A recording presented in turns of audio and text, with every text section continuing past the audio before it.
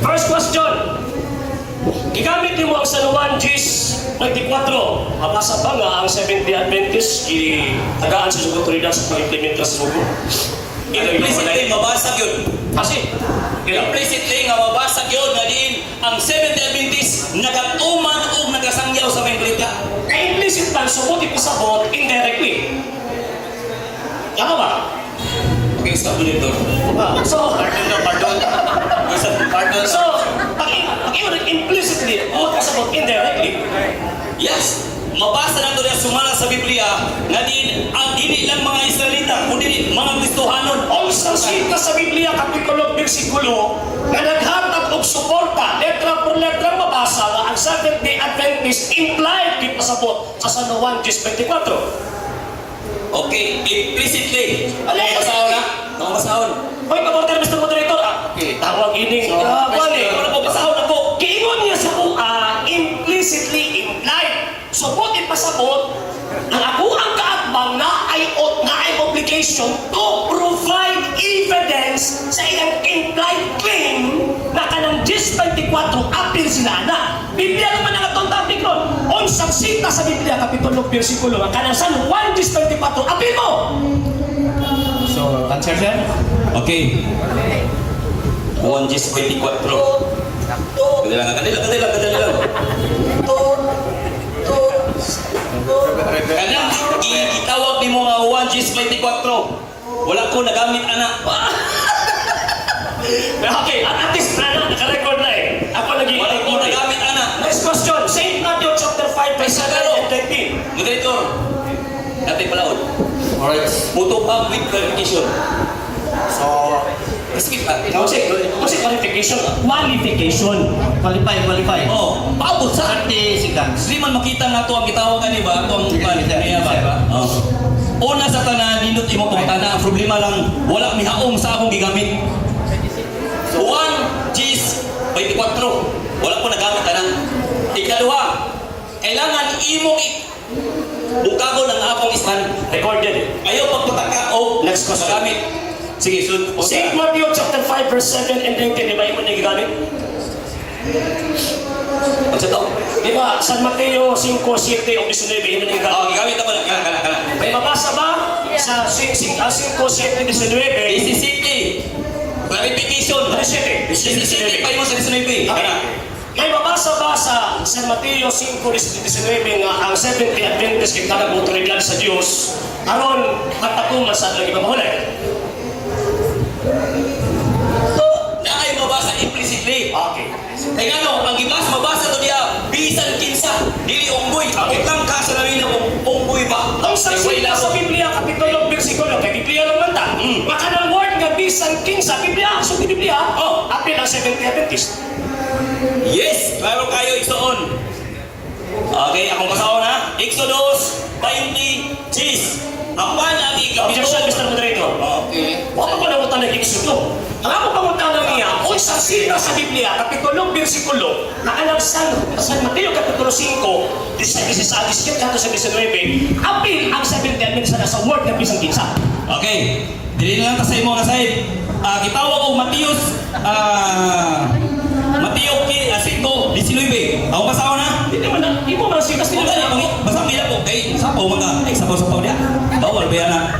Tungod ni ini bisan kinsa. Klaro kayo. Implicitly. Kapag lang mo na bibisa, Mr. Moderator, matanong ko, kanang word ni bisang kinsa ba? Unsang sita sa Biblia, kapitulo, versikulo, na apil din ha ang Seventh-day Adventist. Sitas! Sumaon sa niya akong bibasa. Ayaw pa ba? O kanya. Sitas! Mateo 5:19. Yun sa niyong pagsabot. Wala ko naman si pagsabot. Oo, Ako kanina. pangitana ba? Simple kayo ba? Okay na ang tubag Ang si 5, 17, 19, imong ka kanang word na bisan kinsa, imong gi-interpret apil ang Seventh-day Adventist. Kanang atong ebidensya, Biblia naman ta. Unsang sita sa Biblia, kapitulo, versikulo, na kanang bisan kinsa din na sa San Mateo 5, 19, apil ang tawag ng Seventh-day Adventist. Okay, tubag. Sumala sa kung tubagay na, balik-balik na ta. Implicitly, klaro kayong gingon dira bisan kinsa. Sa question, Mr. Moderator, Third question. Mr. Moderator, tawag ini, ako ang ipapugos ang tubag. Gihabiran na niya ang word nga bisan kinsa. Gipangita na ko ang ebidensya niya na kanang word nga bisan kinsa apil ang Seventh-day Adventist. Na amo ang topic kay sumala lang man sa Biblia. Basahon na karon sa Biblia nga kanang word nga bisan kinsa apil ang Seventh-day Adventist sumala sa Biblia. Okay, sir. Iklaro na ko ha. Ang question, tungod kay gigamit nimo ang word or phrase nga bisan kinsa, mao na karon ang iyong pangutana pangayoon sa imo asa niya sa Biblia. Okay. Tubag. Sumala sa ang gisulti kay na diya sa Mateo 5:19 bisan kinsa. Implicitly nga diin ang Seventh-day Adventist appeal nga doon ay authorize. Mr. Moderator, Okay. ako ang Ano naman kayo, Moderator? Nag-i-pursue, Mr. Moderator. Okay, okay. Ako ang tawag in-question. Clarification, ako ha, Sige, sir. Alam sa po ba? Given na nga, digamit niya ang word nga bisan kinsa. Digamit niya ang word na bisan kinsa. Gi-interpret niya, appeal din ha ang Seventh-day Adventist. Objection mo dito. Okay ko sa iya. Okay ko sa iya. Magkano sa mga references? Objection mo pa naman. Ang akong pangunta na simple, Biblia lang matagat ang ato gigamit karon. Unsang sinta sa Biblia, kapitulo bersikulo, na kanang punong bisan kinsa nga nasulat sa St. Matthew chapter 5:17 to 19, apil nila ang SJ. Objection, Moderator. Okay, so there's objection. Okay, state your reason for objection. Ako klaro. Nagbalik-balik naman ta. Nangayo siya bersikulo. Ako nang gihatag ang Mateo 5:19. Kimo man na yung gigukod niya. Pero kung litra por litra gyud nga mayon ka na Seventh-day Adventist, dili na nao. Wala. Kay implicitly ang gisulti niya. Counter objection, Mr. Moderator. Thank you. So, Counter objection, Mr. Moderator. counter. Mag-counter ka, Mr. Moderator. Nga naman, pinakauna, sa kanang gingon, given na ang sige mo man ang basis. St. Matthew chapter 5 verse 17 to 19. Mo man ang basis. Mo na akong kiargyugan karon. 7 minutes na. O niya, ang iyang tawagan ng interpretation, gisunod niya St. Matthew chapter 5 verse 17 to 19. Kipangitaan na kang ebidensya na musuporta sa inyong claim ng appeal ang Seventh-day Adventist sa word na bisan kinsa.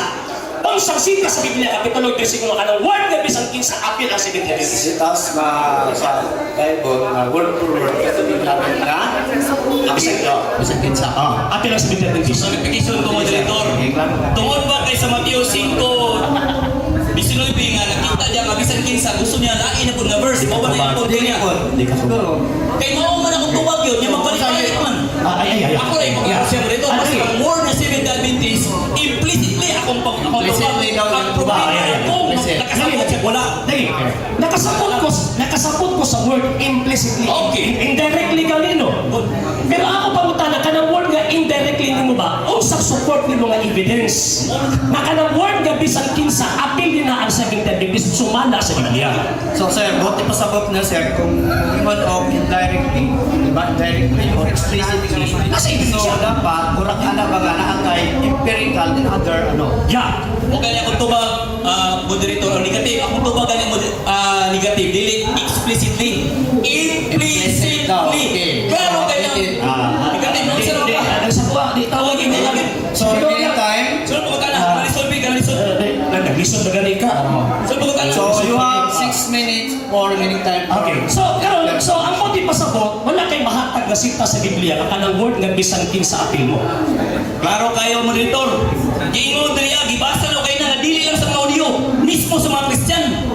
Dili lang Dili sa mga audio, pagkaumay, Dili lang sa mga audio, kundi sa mga Kristyan. Kaya ang mga Kristyan, Makibasa na ko sa topic, Mr. Moderator, kung word Christian ba ang gidibatihan. Makibasa na ko sa topic, kung word Christian ba ang gidibatihan. Okay, here is their proposition. Basta Nga tayo sa ang Seventh-day Adventist yun.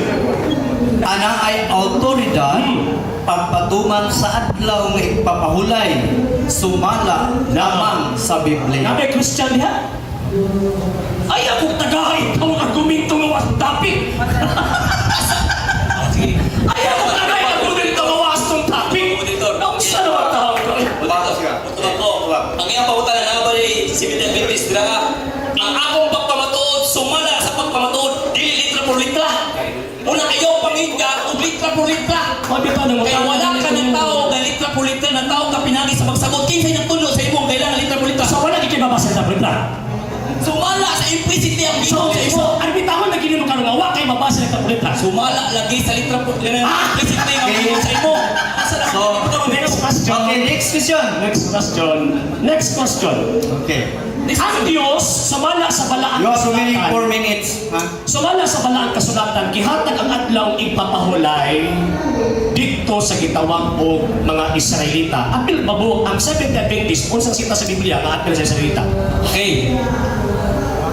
Naandali mo dito, akong basahon. Okay na? Apil sa Israelita? Oh. Oh, Christian. Ay, so ako naman talagang Christian pa. Christian naman tahon. Christian, ano man? Ang galing. Christian, gusto mo dito. Pagpagipasa ka sa topic So, ang iyang pangutang subay ta sa Sige, Ivan. proposition. Balik ko na itong basa nga ang Seventh Day Adventist ana ay autoridad pagpatuman sa adlaw nga ipapahulay sumala lamang sa Biblia. Dati Christian, gusto mo dito. Wala. Okay. Base sa Abot na ka na sa isa. stated sa proposition. Hindi na may akong pangutana eh. Tupaga akong pangutana. Tupaga akong Mas pangutana. pangutana ka ng imong pamusyon. Sumala sa balaang kasulatan asa gihatag ang adlaw ang suko sa adlaw ipapahulay sa Israelita o sa mga Seventh Adventist. Okay. So, sa mga Israelita ng mga Seventh Adventist, Agaay kong sinta sa Biblia nga ang Israelita Seventh Adventist. na-implicitly. Ayaw ba sa sumala diri? Kaya ang Seventh Adventist Christian. Ha? Dili mo Ang Israelita ba Kristiyano? Diba? Hudiyo. Ang Hudiyo ba Kristiyano? Mao lagi. Hudiyo, Israelita. Di ba? Ang Israelita ba Kristiyano? Basa ta. Okay na. Ang Israelita ba Kristiyano? Ang uban Israelita ay Kristiyano. Wako na mo talaga pupan ba? Ang Israelita ba Kristiyano? Kristiyano lagi ang uban, dili tanan. Onsang sita sa Biblia, kapitulo, versikulo nga kanang gisulti Israelita sa Tagos na bito Kristiyano na. Sumala sa mga apostoles, unsay mga apostoles Wako kay? na mo talaga apostolos ka na imong ibasa sa tang Google. Okay na. Ayaw mo ka. Ako masahon. Okay na sa imo, basa ko. Nakanto ko na nga ang Israelita Kristiyano. Ha? Okay. Sama ko ha? Okay. Daan tukon. Bubasa daw siya, sir. Sitas. Okay, Genesis 1. Oh, iprimato inyo ka man ito. Objection, Mr. Moderator. Objection, Mr. Moderator. Ano ba? Kristiyano? Ang Kristiyano lagi. Ang Kristiyano? Mabasa gani. Kristiyano? Ay, naunsa. Genesis? Bago pa. O sige na, basa sa Genesis ha? Chapter. Basa na version. Tayo. Basa na version. Genesis. Genesis 1, Community Bible. Verse. Ano nila ko? Kita na ko tayo. Okay, pwede to. Ano? Sige daw. Sige daw. Ang imprimator si Carillo Almario. Mangilan na po eh. Sige. Oh, So, pwede ka sa sakpan yun eh. Basaha. Asa na pe? Sa itong role sa Genesis, Genesis 1. Genesis 1. Putnot mo na Mr. Moderator. Ang sana mo na. Mabasa ka. Ang akong gipangita nakasulat sa Biblia. Wako na po ng putnot. Sa ilang mga mangilan na po ni ay. Sige, sige. So, ipangayo. Clarification moderator. Okay, simplification. Kung kabalutan mo sa bot, sumala, masulat sa Biblia. Nasulat man. Mr. Moderator, Saan man eh? Okay. So, with your all respect and humility, Ano ka puno? as a right sa moderator, ang footnote is not part of the Bible because explanation, Bible man, ang footnote, references, and any other really appeal sa Bible. Kaya ako nang kuhan, so paano, na ang footnote, ang cross references, nasa Bible yapon nga isulat, pero dili siya part appeal sa Bible. Sir Chen, ako sa Recognize sa ato ang tinanggang Official na ito na moderator. Ang Captain Cap, tinalus. Salamat kay Cap sa kakalang higayon.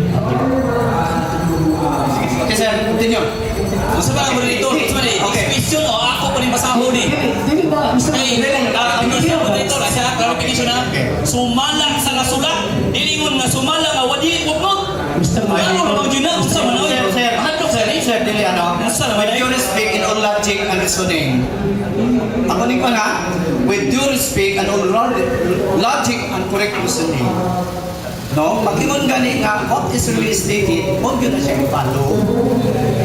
wala ko ipalo kay mo may nasa kani proposition. So, wala tayong ipalo. Ako ibaro moderator. Wala kami nasa among rules, wala ang gitawag din ang dili pwede ang footnote. Niya isa ka moderator. Ang giingon niya nangita siya og verse. Objection. Na naay masulat. Okay. Kaya mo man mabasa dili sa masulat. Objection tayo, mahulog na. Sumi tinuod na. Time paper. Objection, Mr. Moderator. Okay, there's objection. Objection, Mr. Moderator. Nagkuhanta, nag-umot na diri. Lagi. Okay. No. Objection, Mr. Moderator. Wala ko nangutan na napas footnote. Di ba wala panangutan na ang ako pangutana unsang sitas sa Biblia. Wala ko nangutan na unsang footnote sa sitas sa Biblia. Kasi nalipong ka ba? Counter objection. Di ba? Di ba?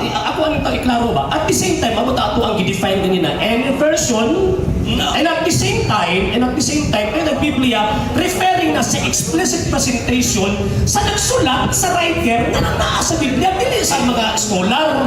So you have remaining time 44 seconds. Last question. Last question.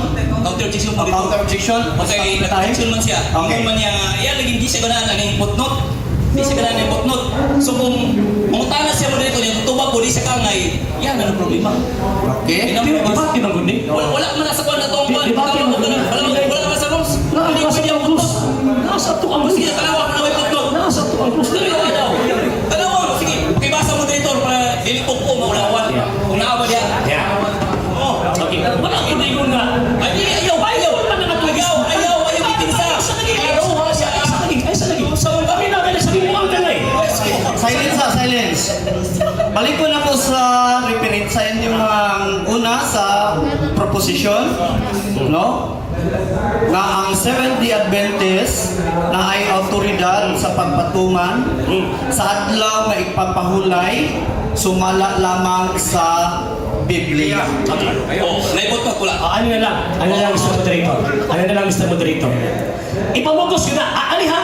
Nisupak na siya sa mga rules. Uy na. Biblia lang, dagan sa footnote. So, pwede magamit di ay ang tawag ini footnote as a reference. Alright, so Outside, Mr. Mr. Moderator. Diba, Mr. Moderator? Nagtawag ini ng object ko eh. Yan. So, pwede na magamit ang footnote sa gitawag o among argumento karon. Outside the Bible, labi na. Okay, so ikaw mismo ang isupak sa ato ang rules. So unya, pagmutuban ko, dili ni kunin mo patawag inindit ang pagmugamit ng footnote ha? Sige.